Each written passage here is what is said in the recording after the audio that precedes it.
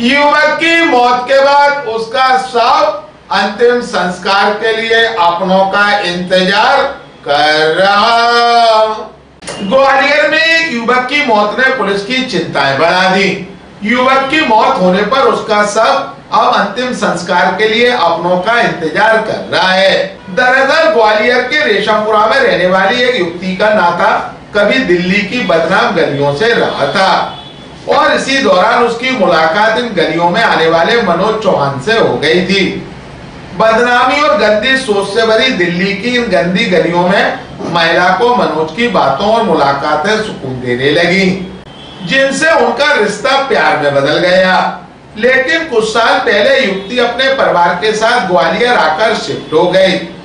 जब इस बात का पता मनोज को लगा तो वो भी अपनी प्रेमिका से मिलने के लिए ग्वालियर आने लगा। लेकिन कभी ना मनोज ने अपने घर परिवार के बारे में बताया और ना ही कभी युवती ने मनोज से पूछा। वो आता, कुछ समय बिताता और वापस दिल्ली चला जाता। युवती के परिजनों को भी इससे कोई समस्या नहीं थी। परिजनों की माने तो इस बार जब मनोज आया तो कुछ बीमार लग रहा था।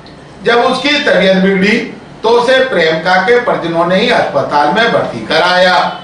जब युवती के घर वालों से मनोज के परिजनों से इस स्वीकृति की बात कही तो इलाज की प्राथमिकता को देखते हुए युवती के परिजनों ने ही कागजी स्वीकृति दे दी। लेकिन अब जब मनोज की मौत हो चुकी है तो उसका शव अब अपनों की राह देख रहा है।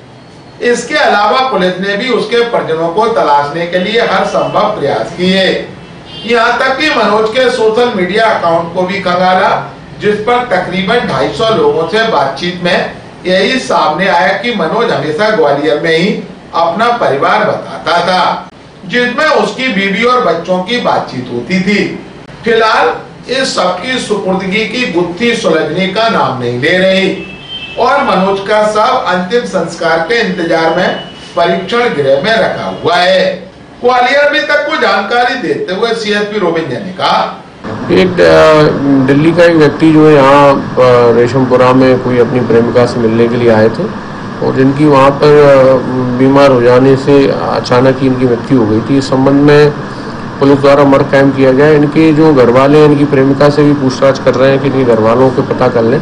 तो इनके घर वालों के संबंध में जानकारी नहीं मिल पाई है और इसमें पुलिस द्वारा जो भी वैधानिक कार्रवाई की जा रही है। जी अभी पता नहीं चला है, चूँकि प्रेमिका का इनकी जो इनसे मिलने आए थे उनका कहना है कि हमारी अभी नई नई जान पहचान हुई थी, तो मुझे इनके घर वालों के बारे में नहीं जानकारी है। फिर भी उनके मोबाइल फ़ोन और अन्य चीज़ों से इनके बारे में जानकारी हमें हम करें।